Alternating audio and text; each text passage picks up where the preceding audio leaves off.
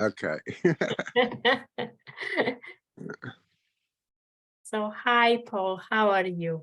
I'm very well, thank you, Beata. Yourself? I'm good. I'm good. Thank you. Good. Good. Glad to hear. Before we start, I just wanted to say big thank you for giving your time and my big appreciation for sharing with others your experience with Akashic Records and after Akashic Records. And for the trust, because yes, it was huge trust, which I'm really grateful. Yeah, no, appreciate it. Thank you. So tell me, please, if you could share, why did you come for the Akashic Records session? Well, it started really when I first met my wife, Penny. She spoke about her having hers done, and with you, and there's some really good feedback from it. And I kind of got curious, and I started asking myself things and about my past, about the present, where am I going to go in the future. And it probably took about a year. Yeah, then I decided I'll have them done. I'll have them read and see what the outcome is, Wow. It was a long time. Yeah. It was a long time, but very worth the wait. Can you share how it did help you in your life, or if had any impact on your life? Yeah, definitely. I mean, the one of the biggest, as you know, is certain aspects of my past, a family member, and an incident that happened when I was in the army in Bosnia. For years been questioning me the reasons why, and it kind of, with the family member, I got the answers why through having my Akashic Records read, and it gave me a different perception of what I felt myself about this person, my mother, and the reason why she was like she was towards me, growing up and everything, even into adulthood. And I really just got, from the records, the answers of why she was, and that is having the understanding from what I was told, what you was told. It's actually built a relationship a lot closer, because I found the understanding, a lot of trauma with my time in the army, a child's life I'd saved. Yeah, I wasn't sure if she actually survived, and that actually kept playing on my mind for years and years and years. But knowing that she survived and I actually saved her made me feel a bit more at peace, and it's really opened me up more spiritually now. I found myself kind of spiritual anyway, but I didn't think I actually understood it much and which direction I was going. But now I've got such a clear path ahead of me. I mean, thanks to you and Yarrick, and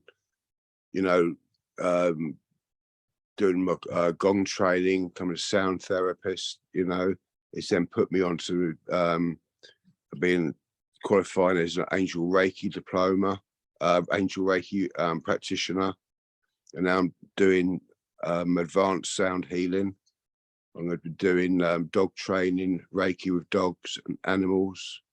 So it really has opened me up and given me a clear path of where I'm going. You see what I mean? I don't remember much of your session, because when I'm connected, I just, I don't keep the stuff of the clients after that. But I know you, and I know that you suffer from PTSD. Yes. PTSD, yeah. Oh, yes, sorry. Yeah. So it did help you somehow during the session, after the session. How are you dealing now with that? It has. I mean, there's no cure for PTSD. But there's a way of managing it, and I found now I'm managing it a lot better because it's given me the insight and given me the direction, the path that I want to go along. That has myself kind of makes it a lot more easy to manage with the sound healing, the gongs, the mantras and everything that I'm doing. Yeah, it's given me a focus. The pathway is leading me somewhere, and it's taking my mind off the past. Mm-hmm. And where it's finding it a lot more manageable. I had a lot of anger in me built up, but that is just like, it's not even seen anymore. It really has helped working along with everything.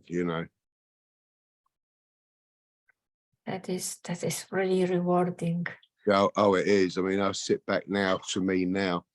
In fact, the other day I said to Penny, I turned around and I said to her, "Is there something different about me?" And she says, "Oh yeah, yeah. I'm not so anxious anymore, highly strung. It's really has helped.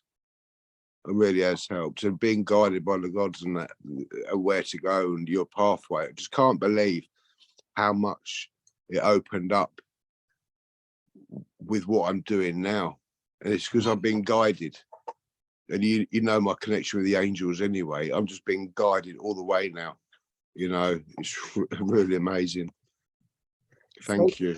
So you've got better connection now. Oh, 100%. Yeah. I have my little places where I go, when I'm walking the dogs and everything like that, which I call my little woods. I can sit there, I'll open up my let divine light in, and I sit there and I manifest, and things happen after I've been there, and I manifest. It is, it's, and sort of like I've done a few sessions of distance angel Reiki, and I got some really good feedback from that. I really You were doing for someone. Yeah, I was absolutely, I feel so connected. It's unbelievable. Really amazing. Absolute game changer it was. Life changer. So glad. I would like to ask you about one more thing, if you don't mind. Sure. During the Akashic session, there was the reading, but I remember that there was some forgiveness process. Yes. Through that, I was a warrior in my past life. It come through that I was a warrior, and I did a lot of bad things in the warrior, and I had to go to forgive myself and forgive the people that I hurt and everything, and but say I'm sorry, because it wasn't something that I did myself.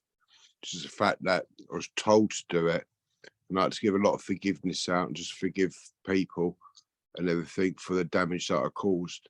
And with that, having forgiveness, I've managed to let go of that warrior side of me, you know, and go on more of a peaceful journey. I've got goosebumps now. that is really, really amazing. Thank you, Paul, so much for your time, You're welcome. for open sharing, because this is really amazing. Because the sessions, they are very private, yes, and not everybody is happy to talk about that. And I'm so grateful that. You're my pleasure. And one thing very important, now you are starting as well circles for the men, isn't it? Yes, yeah. I think I'm a great believer in men's well-being and men's mental health. There's a lot of stigma about it. There's not enough that goes on for men's group and everything. It seems to be like a hidden thing. I want to bring it out to the open, make people more aware about men's mental health and their well-being and everything. And it's not a macho thing. It is, you know, it's a reality. Men's mental health is dangerous. You know, statistics say that 87% of people that commit suicide through mental health issues are men. You know, it's one in four people that die. 1 in 4 people that commit suicide are men. You know, who suffered from mental health, and that is a massive statistic. It should be more widely acknowledged, and I think a lot about it is education. We're not in the society of these days of the big old macho man, keep everything behind closed doors. The men speak, the men talk. That's being a man, that is opening up and getting help wherever needed and understanding. Yeah, they need just safe space to open up, isn't it? And get support. And I know as well, it is so beautiful that you're doing this. And I know as well that you have been invited with Penny to play gongba for the people like you with the huge stress after the being on the war, isn't it? Yeah. I mean, I went down and Penny come with me, and I've been down on my own and done a couple of sessions down at combat stress for the veterans that suffer post-traumatic stress disorder from being in combat and everything, you know, and it's helped them as well. So yeah, I seem to do that now on my own. Going to wait for some more sessions to come up this year, but it has greatly improved their mind and everything, you know. That is amazing. So can you tell us where are you going to do it, the men's circles, and which area you can cover to play gongs for the guys who needs the help? Because, you know, if somebody will see this, it might invite you and you can help a lot because you understand actually those guys, you know what they went through because you've been there. Yeah. I mean, it goes to the fire service and the police service as well, and any 999 service, because there's a lot of suffering in there with PTSD from things they do and they see. So basically it's Hawley, Crawley, Reigate, Red Hill at the moment. I will travel personally. I would travel to Kent if it helps people. My first men's group will be in a place called Retford Lakes. That's in DN22, it's Doncaster postcode, sort of South Doncaster it is, you know, that way. But I'll be doing some more later on the year around the southeast area, Surrey, Kent, you know. This is just like a pilot sort of thing. Okay. I will post as well your website on the description. So if anyone would like to contact make a contact with you, they are welcome, isn't it? Oh, definitely, yeah, 100%. You know, come and see what we're like and what we do, and you know, it'd be brilliant. Both beautiful souls. Oh, Thank you so much, Paul. you're welcome. I'm wishing you all the best and hope Yeah. see you soon again. Yeah. All right, thank you. All right, bye.